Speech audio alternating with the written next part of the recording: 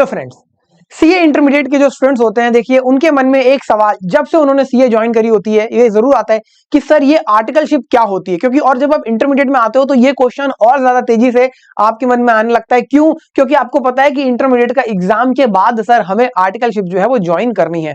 तो इसके बारे में क्या चीजें होती हैं जो आपको जान लेना बहुत जरूरी है। आज की इस वीडियो के हम ऊपर यही बात करने वाले हैं। आर्टिकलशिप क्या होती है, कैसे आर्टिकलशिप किसी सीए फॉर्म के अंदर फाइंड की जाती है, कहां कहां पर हम फाइंड कर सकते हैं। सर हमने सुना है कि आर्टिकलशिप के अंदर कुछ पैसे भी मिलते हैं, तो वो पैसे कितने होते हैं। हम सर आर्टिकलशिप जब करते हैं तो उस दौरान हमें कितनी लीव्स मिलती हैं, हम पढ़ाई की तैयारियां कैसे करते हैं। तो इस तरीके के जितने भी क्वेश्चंस आपके मन में आते हैं जनरली, उनका जवाब देने के लिए ये वीडियो बनाई जा रही है। तो आइए बिना किसी देरी के वीडियो को स्टार्ट करते हैं। वीडियो पसंद आए तो अपने फ्रेंड्स के साथ को जरूर शेयर करिएगा।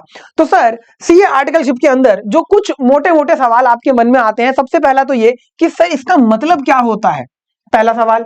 दूसरा सवाल आता है जो बच्चों के मन में, सर इसकी ड्यूरेशन कितनी होती है, सर हमें ये कब स्टार्ट करनी होती है, हमें लीव्स कितनी मिलती हैं, यहां पर पैसे कितने मिलते हैं जिसे हम स्टाइपेंड कहते हैं। ठीक है जी। इसके साथ साथ एक अच्छी आर्टिकलशिप फर्म हम कैसे आइडेंटिफाई करें और उसमें अप्लाई किस तरीके से करें। सर ये बिग फोर क्या होती हैं और अदर फर्म्स क्या होती हैं। सर हमें अपना रिज्यूम किस तरीके से बनाना चाहिए।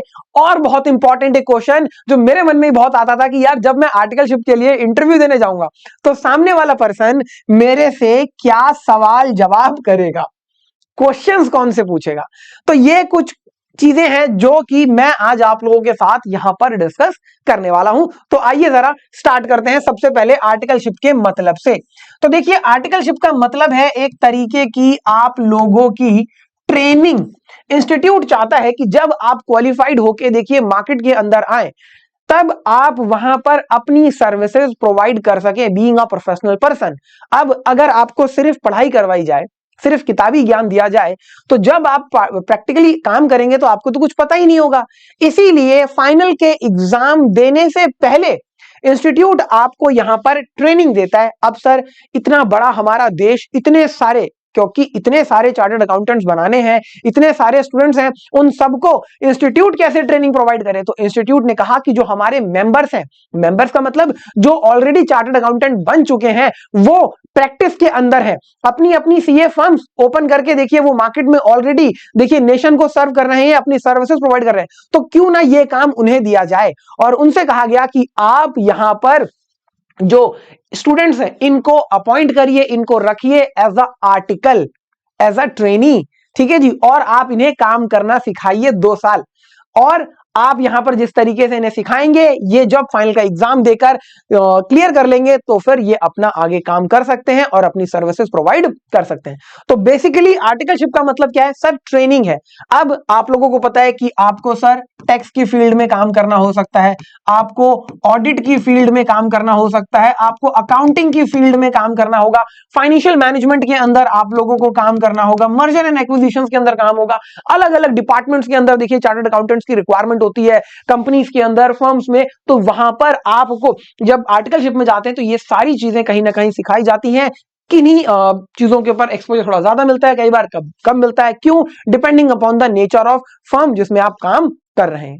ठीक है जी। तो यहां पर एक सवाल और उठता है कि सर हमें किसमें काम सीखना चाहिए, हमें कैसे करना चाहिए। तो थोड़ी देर में सारी बातें मैं करने वाला हूं।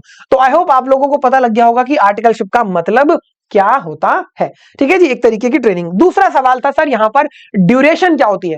तो देखिए जो नई स्कीम इंस्टीट्यूट ने दी है उसके अंदर आर्टिकलशिप का जो ड्यूरेशन है वो 2 साल का रखा गया है। मैंने जब आर्टिकलशिप करी थी तो ये 3 साल का हुआ करता था। ठीक है जी।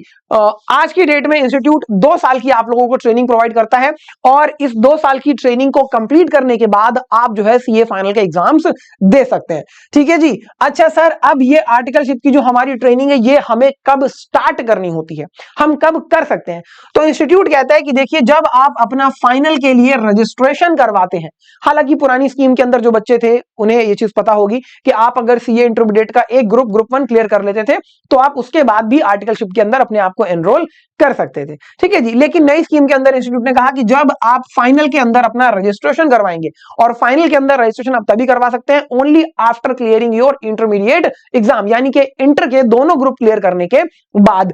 आप देखिए अपना जो है इसके बाद एक इंस्टीट्यूट ओरिएंटेशन प्रोग्राम करवाता है और एक आईटी ट्रेनिंग करवाता है, क्योंकि आप सीए फॉर्म में जा रहे हैं, वहां पर आप काम करेंगे, तो बेसिक कंप्यूटर की नॉलेज, बेसिक अकाउंटिंग सॉफ्टवेयर की नॉलेज, ठीक है जी, कुछ बेसिक चीजें इंस्टीट्यूट आपको सिखाता है आईटी ट्रेनिंग के अंदर और ओरिएंटेशन प्रोग्राम के अंदर। तो इंटरमीडिएट का एग्जाम कंप्लीट कीजिए, आईटी ओटी ट्रेनिंग कंप्लीट कीजिए और उसके बाद आप आर्टिकलशिप के लिए जो है एलिजिबल हो जाते हैं।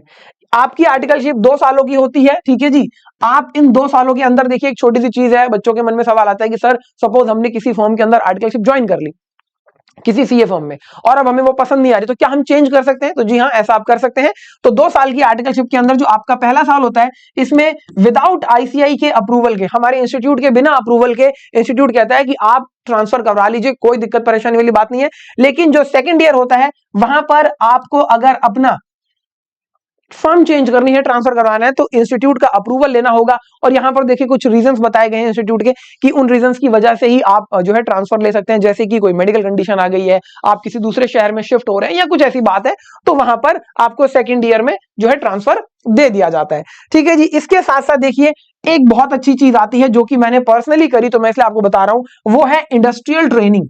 और इंडस्ट्रियल ट्रेनिंग आप तभी कर सकते हो, देखिए, जब आप फाइनल के अंदर अपना रजिस्ट्रेशन करा लो। जो पुरानी स्कीम में बच्चे थे जो कि देखिए इंटरमीडिएट का एक ग्रुप क्लियर करने के बाद आर्टिकलशिप स्टार्ट कर लेते थे, वो इंडस्ट्रियल ट्रेनिंग तब तक नहीं कर सकते हैं जब तक वो अपना फाइनल में रजिस्ट्रेशन ना करवा ले।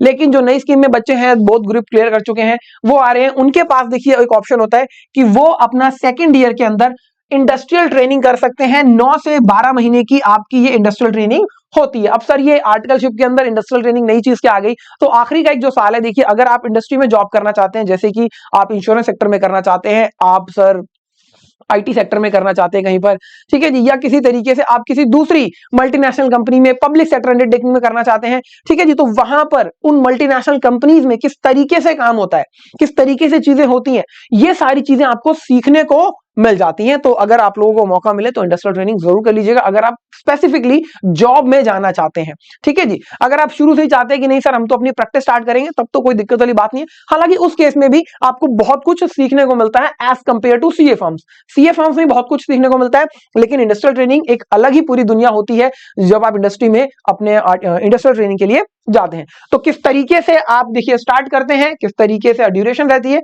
ये चीज पता लग गई हमें। इसके साथ साथ सर आर्टिकलशिप के अंदर जो आपके 2 साल का पीरियड होता है, इसी टाइम पे आपको अपनी फाइनल की तैयारी भी करनी होती है, क्योंकि आर्टिकलशिप खत्म करने के बाद आप जो है एग्जाम दे सकते हैं। और आर्टिकलशिप के 2 साल के पीरियड खत्म होने के बाद आपके पास मोटा मोटा 3 से 4-5 महीने होते हैं जिसमें आप अपना एग्जाम की तैयारी करके रिवीजन वगैरह करके दे सकते हैं। तो इस 2 सालों के दौरान ही आपको अपनी तैयारी भी करते रहनी होती है, फाइनल की प्रिपरेशन भी करते रहनी होती है। और 1 साल के अंदर आपको इंस्टीट्यूट जो है कहता है कि आप 12 लीव्स ले सकते हैं। लेकिन इस 12 के अंदर देखिए एग्जाम लीव्स नहीं आती है, मतलब उस दौरान अगर एग्जाम है तो वो लीव नहीं आती है। तो अगर आप 2 साल की बात करें तो टोटल 24 डेज की आपके पास यहां पर लीव होती है। सर एक बहुत इंपॉर्टेंट सवाल आपको पता भी लग गया होगा मेरे पीछे देखकर कि इस आर्टिकलशिप के अंदर स्टाइपेंड कितना मिलता है हमें, जिसे हम कहते हैं रेम्यूनरेशन कह लो, सैलरी कह लो, कितना दिया जाता है। तो देखिए अगर ये देखिए सिंपल सा है, 2 साल की ट्रेनिंग के अंदर पहले साल में 3000, 4000, 5000 और 4000, 5000, 6000 इस तरीके का है। देखिए आपका ये, और ये किस चीज पे डिपेंड करता है? ये डिपेंड करता है आपका जिस जगह पर आप है वहां की पॉपुलेशन कितनी है। देखिए सिटी और towns having population of 20 lakhs and above, तो वहां पर देखिए थर्ड ईयर में 5000 रुपए मिलेगा। सिटीज और टाउन्स फर्स्ट ईयर के अंदर, सॉरी, सिटीज और towns having population of 5 lakh and above but less than 20 lakh, वहां पर 4000 है। और सिटीज और town having population of less than 5 lakh, वहां पर आपका 3000 रुपए ये रहता है। तो इस तरीके से आपका देखिए 3, 4, 5 और 4, 5, 6 हजार रुपए का आपका स्टाइफन रहता है फर्स्ट ईयर और सेकेंड ईयर के अंदर, ईयर 1 में और ईयर 2 के अंदर आपका आर्टिकलशिप का ये रहता है। जब मैंने करी थी तब तो बहुत कम हुआ करता था, ठीक है जी। लेकिन आप अगर देखिए इंडस्ट्रियल ट्रेनिंग करते हैं तो वहां पर मिनिमम 15,000 रुपए का स्टाइफन जो है वो दिया जाता है। इसके साथ साथ फर्म टू फर्म ये वेरी भी करता है। कई बार फर्म्स देखिए आपको क्लाइंट प्लेस पे भेजती हैं, ऑडिट के लिए आउटस्टेशन भी भेजा जाता है, तो वहां पर वो सारी चीजें रिम्बर्स होती हैं, वो देते हैं। तो वहां पर ये स्टाइफन जो है ये मिनिमम है जो इंस्टीट्यूट ने बताया है कि इतना तो मिलेगा ही मिलेगा, ठीक है जी। इससे ज्यादा कोई देना चाहता है तो वो आपको दे सकता है और देते भी है, ठीक है जी। चलिए सर, इसके बाद सर अब सर एक बहुत इंपॉर्टेंट सवाल जो बच्चों के मन में आता है और जो बच्चे अक्सर मेरे से आके पूछते हैं और मेरे मन में भी था कि सर हम सीए फर्म्स को आइडेंटिफाई कैसे करें, हमें किस फर्म के अंदर अपने आप को एनरोल करवाना चाहिए एज अ आर्टिकल। और आजकल तो देखिए जब आप एनरोलमेंट करवाते हैं तो इंस्टीट्यूट की जो वेबसाइट है, जो सेल्फ स्टडी पोर्टल है आपका, वहां पर भी आपको एनरोल कराना पड़ता है अपने आप को, ठीक है जी। फर्म का नाम, फर्म का रजिस्ट्रेशन नंबर आप डालते हैं वहां पर, और वो जो फर्म का प्रिंसिपल है वो वहां पर अप्रूवल देता है, तो आप जो है उस फर्म के साथ रजिस्टर हो जाते हैं, ठीक है जी। इस तरीके की चीजें रहती हैं। तो बहुत इंपॉर्टेंट क्वेश्चन आता है कि सर हम फर्म को आइडेंटिफाई कैसे करें। तो देखिए आपको यहां पर अलग अलग सोर्सेज के ऊपर डिपेंड करना होगा, जैसे कि लिंक्डइन के ऊपर आजकल बहुत ज्यादा आप देखते हैं वहां पर आता है। इसके साथ साथ आप जब आईटी ट्रेनिंग या ओरिएंटेशन प्रोग्राम के लिए जाते हैं ना, तो वहां पर अलग अलग जो फैकल्टी मेंबर्स आपके सामने आते हैं, उसमें से ज्यादातर लोग जो होते हैं देखिए वो प्रैक्टिस में होते हैं, तो वो भी वहां से भी आप लोगों को रेफरेंस मिलती है। जब मैं था तो बहुत सारे बच्चों को वहां से भी रेफरेंस मिली थी। आपके पास अगर कोई सीनियर्स हैं, उनसे आप बात करना चाहते हैं तो वहां आप कर सकते हैं, वो आपको एक अच्छी रेफरेंस दे सकते हैं कि आप इस फर्म में जा सकते हैं। इसके साथ साथ आप गूगल की मदद लेकर देखिए टॉप सीए फर्म्स को आइडेंटिफाई करो। आप जिस भी शहर में हो, जहां पर भी हो, वहां पर देखो कि कौन सी सीए फर्म्स हैं आपके लोकल एरिया में जो काम कर रही है, अच्छा काम कर रही है, और आप उनको आइडेंटिफाई करके उनकी वेबसाइट पर जाकर आप देखिए अप्लाई कर सकते हैं। उनके ऑफिसेज में जाकर भी आप विजिट कर सकते हैं। अगर आपके पास टाइम मिले तो आप जा सकते हैं कि सीए फर्म देखी, आप वहां पर जाकर भी डायरेक्टली बात कर सकते हैं, ठीक है जी। हो सकता है कि आपको ना मिले, हो सकता है मिले, तो ये चीज आपको करनी पड़ेगी, ठीक है जी। ये आपकी जो तरीके हैं इनसे आप फाइंड कर सकते हैं। अच्छा सर, इसके साथ साथ एक बहुत इंपॉर्टेंट चीज, आपको एक रिज्यूम अपना बनाना होगा। यहाँ पर आप किस तरीके से बना सकते हैं तो मैं आप लोगों को बता दूं। देखिए ग्रूमिंग एजुकेशन एकेडमी के कुछ ऐसे स्किल कोर्सेज हैं जहां पर ये सारी चीजें सिखाई जाती है, तो आप उनको ले सकते हैं, उसमें आपको चीजें मिलती हैं, ठीक है जी। इसके अंदर आप अपनी पूरी डिटेल्स दीजिए, आपकी जो भी क्वालिफिकेशंस हैं, ठीक है जी, जो भी आपने कोर्सेज कर रखे हैं। जैसे आप डायरेक्ट एंट्री के थ्रू आ रहे हैं तो हो सकता है कि मतलब हो क्या सकता है सर आपने ग्रेजुएशन कंप्लीट कर ली होगी, ठीक है जी। पोस्ट ग्रेजुएशन के थ्रू आ रहे हैं तो आपने पोस्ट ग्रेजुएशन कंप्लीट कर ली होगी। फाउंडेशन के थ्रू आ रहे हैं तो जितनी भी पढ़ाई लिखाई आपने करी है वो सारे बताइए, जितनी चीजें आपको आती हैं, जो जो काम आपको आते हैं, वो सारी चीजें एक बढ़िया तरीके से आप यहां पर अपने रिज्यूम के अंदर मेंशन करिए, ठीक है जी। इसके साथ साथ बहुत इंपॉर्टेंट सवाल, सर इंटरव्यू के अंदर क्वेश्चंस कैसे पूछे जाते हैं। तो इंटरव्यू के अंदर देखिए, इंस्टीट्यूट जब आपको इंटरमीडिएट की तैयारी करवाता है, इंटरमीडिएट का एग्जाम लेता है, तो स्टडी मटेरियल पे ही लिखा रहता है कि we are expecting students from the working knowledge. हम उन्हें वर्किंग नॉलेज दे रहे हैं ताकि वो काम कर सकें। तो यहां पर जब आप इंटरव्यू देने जाओगे तो सामने वाले को भी पता है ना, क्योंकि वो भी तो चार्टर्ड अकाउंटेंट है, वो भी तो सर पढ़कर आया है, उसी प्रोसेस से निकल कर आया है ना, तो उसे पता है कि आपके पास वर्किंग नॉलेज है, बहुत ज्यादा एक्सपर्ट लेवल की नॉलेज नहीं है। तो आपसे क्वेश्चन भी उसी तरीके के पूछे जाएंगे, तो बहुत ज्यादा घबराने की बात नहीं होती है, ठीक है जी। जैसे कि रिटर्न्स की ड्यू डेट क्या होती है, अलग अलग रिटर्न्स फाइल की जाती हैं इनकम टैक्स के अंदर, जीएसटी के अंदर कंप्लायंस की रिटर्न्स होती हैं, तो वो उनकी ड्यू डेट्स क्या है। अकाउंटिंग स्टैंडर्ड्स के ऊपर आपसे चीजें पूछी जा सकती हैं, ठीक है ना। बेसिक टेक्निकल जो थिंग्स होती हैं ऑडिटिंग की, वो आपसे पूछी जा सकती हैं। जैसे कि आप types of audit various entities का पढ़ते हो, किस तरीके से ऑडिट किया जाता है, वहां से दो चार चीजें, छोटी छोटी चीजें। स्टैंडर्ड ऑन ऑडिटिंग जो आपने पढ़े, भाई ये स्टैंडर्ड क्या बताता है, ये स्टैंडर्ड क्या बताता है, 299 के अंदर क्या बात बताई गई है जॉइंट ऑडिटर की रिस्पॉन्सिबिलिटी के रिगार्डिंग। इस तरीके की बहुत बेसिक बेसिक चीजें जो है आपसे पूछी जाती हैं। इसके साथ साथ आपका इंटरेस्टेड एरिया क्या है, आपको टैक्स ज्यादा पसंद था, आपको अकाउंट ज्यादा पसंद था, आपको फाइनेंशियल मैनेजमेंट ज्यादा पसंद था। ये सब चीजें क्यों पूछी जाती हैं, ताकि सामने वाला उसके अकॉर्डिंग आपको टीम के अंदर रखे, उस हिसाब से आपको काम दिया जाए। इसके साथ साथ एक बहुत जरूरी चीज होती है कि आपकी राइटिंग कम्युनिकेशन स्किल्स, आपकी प्रेजेंटेशन स्किल्स किस तरीके की है, बहुत इंपॉर्टेंट है ये चीज।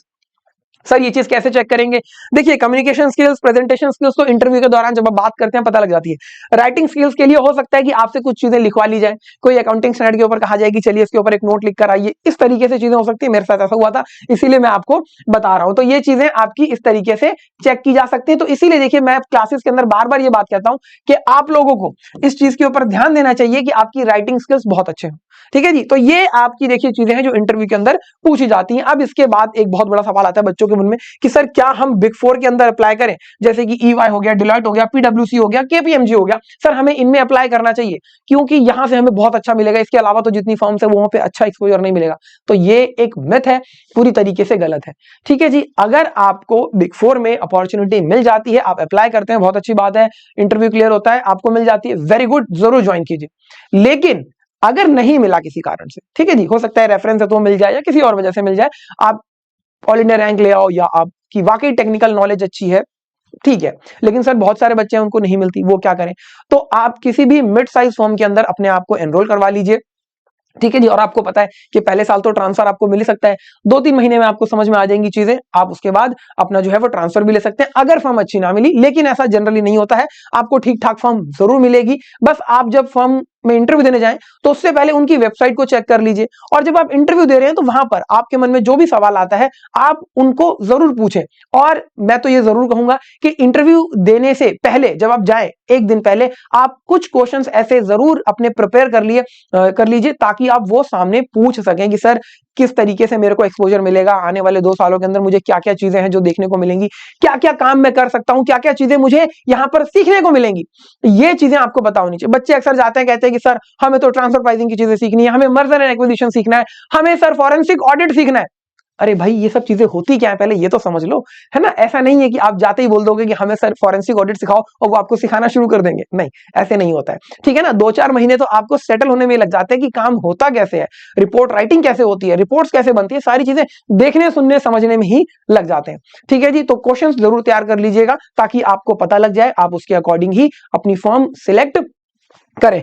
तो आई होप आप लोगों को सारी चीजें पता लग गई होंगी आर्टिकलशिप के रिगार्डिंग कि किस तरीके से आर्टिकलशिप में क्या क्या चीजें होती हैं, एक तरीके की ट्रेनिंग है, आपका स्टाइपेंड किस तरीके का है। ठीक है जी, इसके साथ साथ देखिए, क्योंकि मैंने एक बहुत जरूरी बात कही कि इसी 2 साल के पीरियड के अंदर आपको अपनी प्रिपरेशन भी करनी होती है फाइनल की, बहुत इंपॉर्टेंट है, बहुत इंपॉर्टेंट है। तो आप यहां पढ़ाई जरूर करते रहिएगा, कोशिश करिएगा कि दिन में आप हर दिन 2 से 3 घंटे जरूर पढ़ाई के लिए निकालें, कंसेप्चुअल अंडरस्टैंडिंग हो। और इसके लिए आप हमारा सीए ग्रीन कार्ड जो है वो ले सकते हैं, बहुत नॉमिनल कॉस्ट पे आपको इंटरमीडिएट और फाइनल मिल जाता है। और अगर आप डायरेक्ट देखिए फाइनल के अंदर अपने आप को एनरोल कराना चाहते हैं तो फाइनल के अंदर भी आप अपने आप को एनरोल करवा सकते हैं। 8888880402 नंबर है जिस पर आप व्हाट्सएप मैसेज या कॉल करके कनेक्ट हो सकते हैं। और eScholars.in हमारी वेबसाइट है जहां पर आपको कोर्सेज के रिगार्डिंग इंफॉर्मेशन मिल जाती है। बहुत इंपॉर्टेंट बात मैं बता रहा हूं कि इस 2 साल के पीरियड में पढ़ाई से लिंक मत तोड़ना, बहुत नुकसान होता है। ठीक है जी, साथ साथ 2 से 3 घंटे जरूर पढ़ते रहिएगा। हो सकता है कि बहुत प्रेशर बने, सुबह भाग रहे हैं, शाम को भाग रहे हैं, सर क्लासेस भी हो रही हैं, फिर आप कह रहे हो कि पढ़ना है। हाँ, ये वो टाइम है जो बहुत ज्यादा आपको बाद में याद आएगा। बहुत अच्छा टाइम होता है, गोल्डन पीरियड होता है, इस पूरे आपकी सीए की जर्नी का गोल्डन पीरियड होता है देखिए आर्टिकलशिप। और बाद में जिस तरीके से आप स्कूल से हटने के बाद स्कूल को मिस करते हैं, आर्टिकलशिप को भी जरूर मिस करेंगे। तो ये थी एक छोटी सी इंफॉर्मेटिव वीडियो आप लोगों के लिए रिगार्डिंग योर सीए आर्टिकलशिप। उम्मीद करता हूं कि आप लोगों को पसंद आई होगी। मिलते हैं नेक्स्ट वीडियो में। Thank you so much.